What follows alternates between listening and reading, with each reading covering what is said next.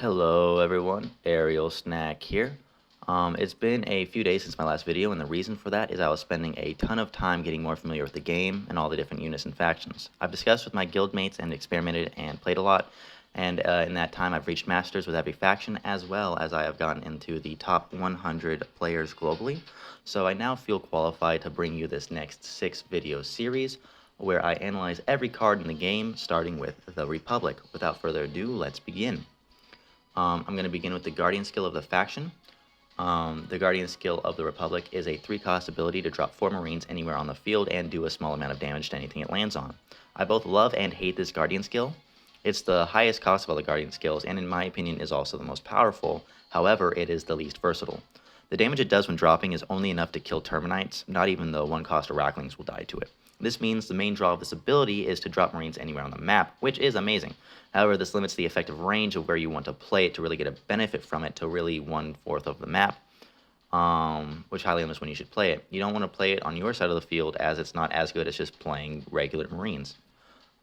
Really, the only time you will play it is when you either have a push that's already drawing fire from the enemy Guardian, so you'll play the Marines on their Guardian to deal a lot of extra damage, or if you have a push that's on the way to their Guardian and you want to bait the enemy into spending some soul so your push can reach their Guardian, and in this case you would deploy the Marines on their Guardian and hope they respond to the Marines, which most of the times they will.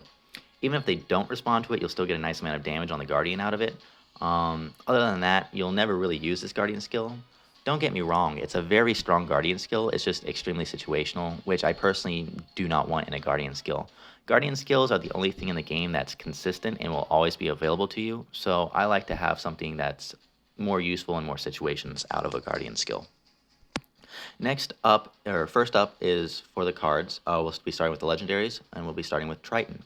Triton is a 4-cost melee legendary that buffs nearby allies upon being played. He buffs their damage, and every 10 seconds he can heal nearby units, including himself. He's labeled as an attack unit, but he's actually pretty tanky with over 3,000 HP. Overall, I think he's a great card, and I would use him in any Republic deck. Just remember to make use of his battle cry to buff some nearby DPS units. Next up is Furi. Furi, in my opinion, is an insane card and one of the best ones in the game. She's a 4-cost ranged legendary that heals every allied unit on the field when played by 30% of their max HP. Do note that there is a slight delay from when you first play her to when the heal actually happens, so I would play her half a second earlier than you would normally play any other heal. Just like every other heal in the game, she does not heal structures and or your Guardian. Her active ability is every 10 seconds she can shoot an AoE attack that deals really big damage and stuns enemy units for 5 seconds. Both her active and battle cry are so good, and mixed with the fact that she's a long-range DPS unit that deals great damage, and for so cheap, it makes her one of the best units of the game. Again, definitely use her in any Republic deck if you have her. Moving on to the epics, the first one we have is Stealthblade. Stealthblade is a 3-cost melee unit that, when spawned, is invisible and cannot be targeted by units. However, it still can be hit by spells such as Stench and Carpet Bomb. On his first attack, he will deal an insane amount of extra damage. He's essentially an assassin that can guarantee the death of any unit. Units like Riot Trooper, Minor Mech, and Faceless Saint won't die immediately to him, but they'll be left with so little HP that they'll die very quickly. I really love this card, and it's because for 3 soul, you can essentially remove any high-cost unit from the field. The enemy can spend 4 to 8 souls summoning a unit, and then it walks over to your side of the field, and you just spend 3 soul to drop a stealth blade on it and immediately killing it, netting you anywhere between a 1 to 5 soul advantage with just a single unit. At the level I play at, a 5 soul advantage usually means a guaranteed win. Just don't make the mistake I often saw when climbing in Golden Diamond, where people will place stealth blades on their side of the field and try to have it walk over the enemy tank on their side of the field to try to kill it, because the enemy will play a low-cost unit to eat the big hit for the tank, and then you will be sad. The only time you can attempt this is if you're keeping track of the opponent's soul, and they play something and they get put at 0 soul, and you can see a clear line from your side of the field to the enemy tank where you know the stealth blade can walk up, target, and hit it. Anyways, the Stealth Blade is a great card that, in my opinion, is a must-use in any Republic deck. Next up is the Grenadier. The Grenadier is a 4-cost range AoE unit that's a bit special because it knocks units back from where it attacks land. This unit, or this ability, ends up being surprisingly useful against a variety of enemies. It's a very, very far-range unit, but attacks extremely slowly. It makes up for this by dealing the most AoE damage out of any unit in the game, excluding the active abilities of legendaries.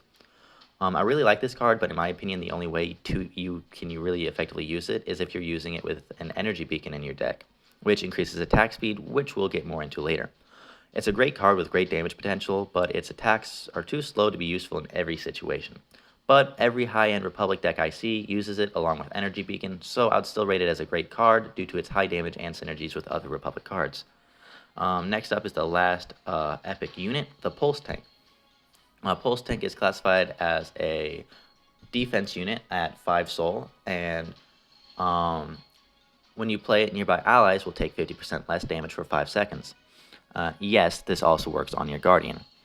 It's really more of a balanced range unit rather than a tank, but it can mitigate a ton of damage with its battle cry if you use it correctly, so that's why it's classified as a defense unit. The damage it does also isn't anything to scoff at, so don't underestimate it. It can take a Guardian on its own if left unchecked. It's not a must-play card, but it's definitely a very solid unit that I would recommend at least trying out. Now for the last epic card and the only epic spell at the Republic's disposal, Nuclear Strike. Just as its name implies, all it does is a ton of damage at once. It's a 5-cost card, and 3 seconds after you play it, it'll do an insane amount of damage to anything that gets hit by it. As you can see at level 6, it does a little over 4,000 damage, or 800 for the enemy Guardian. This card is really useful both as a removal spell and as a win condition. If you can get their Guardian down to 800 HP, then all you have to do is wait for 5 soul to literally nuke their Guardian. If they play a tank, such as a Faceless Saint right next to their Guardian when your push arrives at their Guardian, then you can just laugh as you nuke both their Guardian and their 7-cost tank. I personally run 1 since I feel like 2 will clog up the deck, as there's not usually too many opportunities to effectively use it in a match, but it's definitely a great card, and also the only big removal spell Republic has. Republic has a lot of good removal units, but they aren't reliable as spells for removal purposes. Moving on to the rare cards, first we have Adrenaline. Adrenaline is a 2-cost spell that increases the attack speed and movement speed of allies in the cast range for 7 seconds. This card is most likely underrated, as it is essentially a much better version of the Empire's Guardian skill. Attack speed increases are better than attack damage increases, because attack speed increases also speed up the attack animation of units. What this means is that a unit will start to attack sooner. Normally, it'll take a sniper about 2 seconds to fire a shot after they target an enemy unit. But if you buff them with this, it'll take less than a second from when they target to fire their first shot. This is huge. It also increases movement speed, which can net you a surprise win if the enemy is waiting for your units to get closer before deploying a tank or something like a Nicola to protect their Guardian. You could end up winning before they even have a chance to deploy anything. Overall, it's a great spell. Again, I only run in my deck due to it being kind of situational. I don't want to run the risk of ending up with a hand that only has spells in it. Next up, we have Sniper. Sniper is a 3-cost, very, very far-ranged unit who deals really big single-target damage, and their first attack after being summoned will deal 4 times the normal attack damage. At level 5, this means it will deal 1,700 damage on their first shot. It attacks from 25 in-game distance units away. 25 units is a little less than the distance from the middle of the field to either Guardian. So I'm going to guess that the field is around 60 units in length from top to bottom. Like the Stealth Blade, this card is great for removing a single unit from the field for cheap, but unlike the Stealth Blade, if this card survives after removing the unit, then it will continue to be useful to you. I absolutely love this card, and like the Grenadier, it synergizes really well with attack speed. It's a must-have in Energy Beacon decks, and even if you're not running Energy Beacon, I would still recommend to use it. Just watch out for when your sniper starts to get close to the enemy side of the field, as they can usually try to kill it with a low-cost card. If you anticipate this and try to prevent it beforehand, you can end up keeping your sniper alive to deal more damage. Next up is, in my opinion, the bread and butter of the Republic faction, Energy Beacon. Energy Beacon is a 3-cost structure that lasts for 40 seconds if left unattended, and every 2 seconds it'll grant a random ally a huge attack speed buff for 4 seconds. This means that the more units you have on the field, the less likely it is that any specific unit will receive the attack buff. If you have only 2 units on the field, it is possible for both of them to constantly have the attack speed increase, since the buff lasts twice as long as the time it takes for the buff to be given again. However, even if you have multiple units on the field, it's still possible that the energy beacon will just keep buffing the same unit over and over again. And as far as I can tell, the attack speed doesn't stack, so you won't get 150% attack speed increase. It'll just refresh the duration of the buff.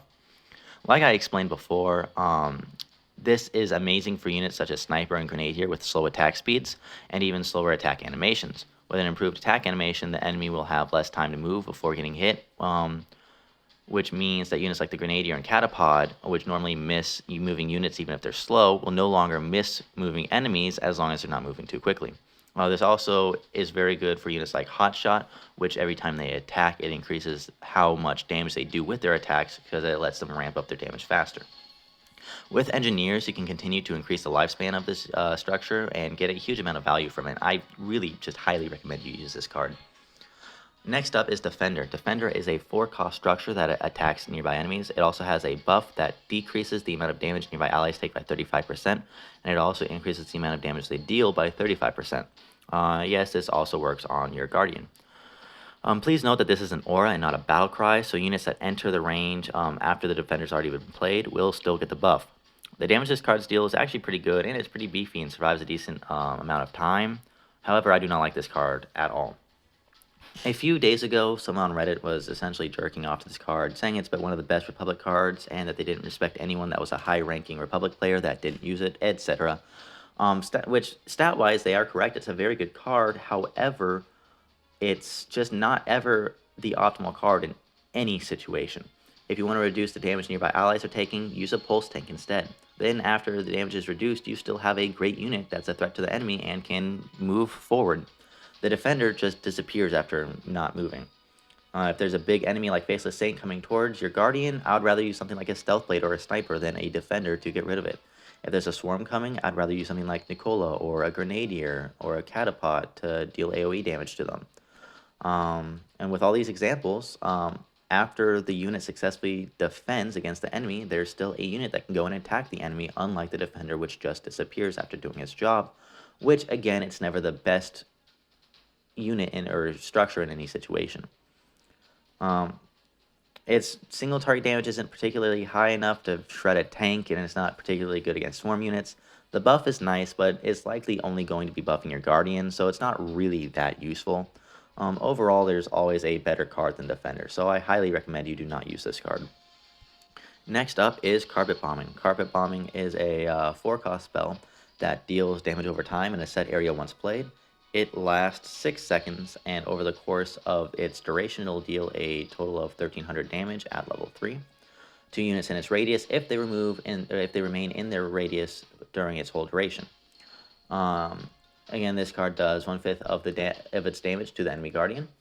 Overall, I think this card is just an inferior version of the Beast's Stench card, and there's not really too many situations where I find it too useful.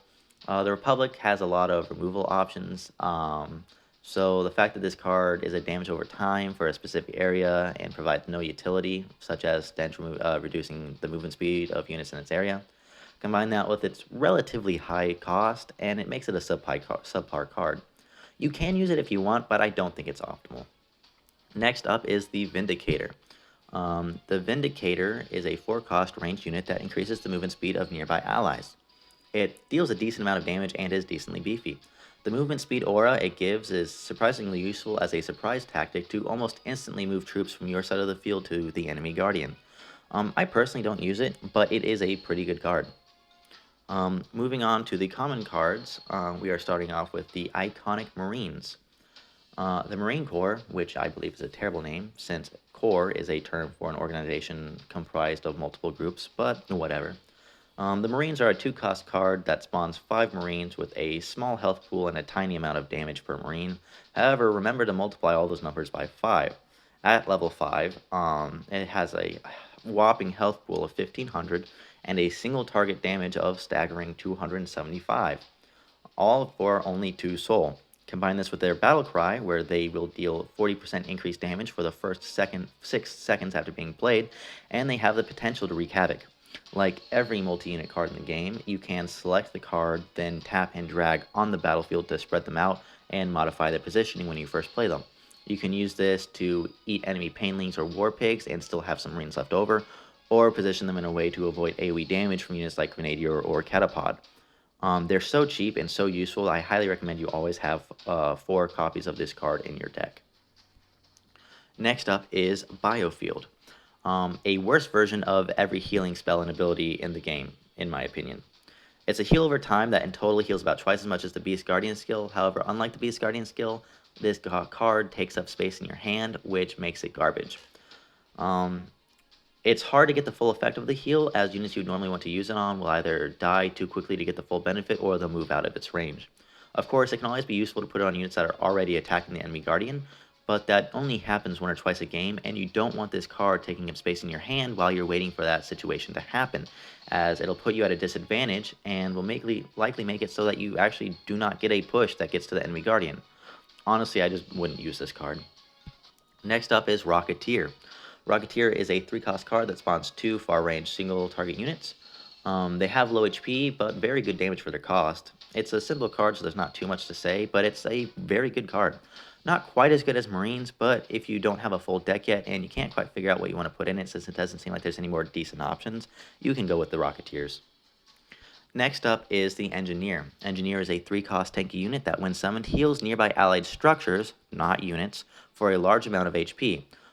Yes, this will also extend the amount of time that structures will stay on the field, so it's very useful for energy beacon decks. His battle cry also heals your Guardian for half the amount of other structures, so you can heal both your plate structures and your Guardian all at the same time.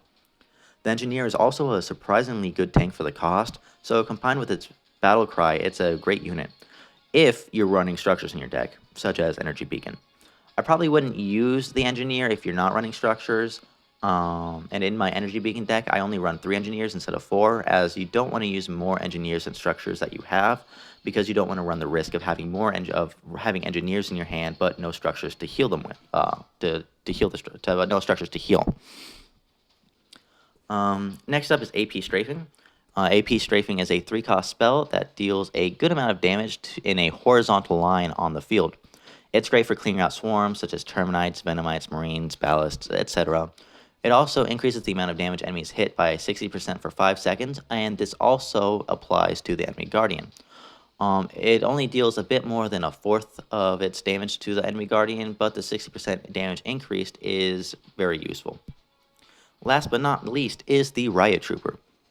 The Riot Trooper is a 6-cost melee tank that taunts enemies within 20 distance units, which is a huge range, every 10 seconds.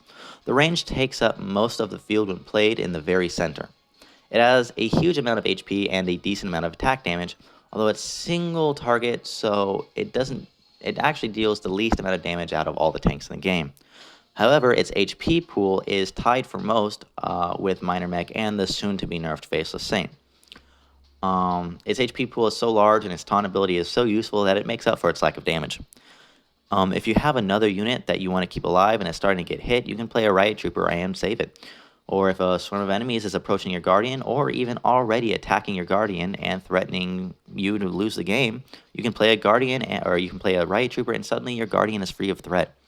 It's a great card that I really enjoy, and in my opinion is really fun to play as well. I currently run 2 in my deck because I have a lot of high-cost legendary cards, and I don't want too many high-cost cards in my deck. But it's a fantastic card, and in my opinion, better than the Minor Mech. So that's all for this analysis video. What's that? There are a ton more cards that can be used in a Republic deck, you say? I didn't go into over the other cards that are shared by Republic and Alien, and for the purpose of this video series, I will be referring to these cards as Gaia cards. Gaia cards are shared by Republic and Alien, and I will make their own video for Gaia cards after I analyze all the Alien-only cards. And subsequently, the Eden cards that are shared by Beast and Empire will have their own video after I analyze both Beast and Empire. So that's it for this video. Please let me know what you thought of this video. I try to organize it better, and I hope it improves the quality of the content. I hope this video helps and that you are able to learn from my experiences and analysis. Like always, let me know if you have any questions or suggestions for the future content, and best of luck climbing.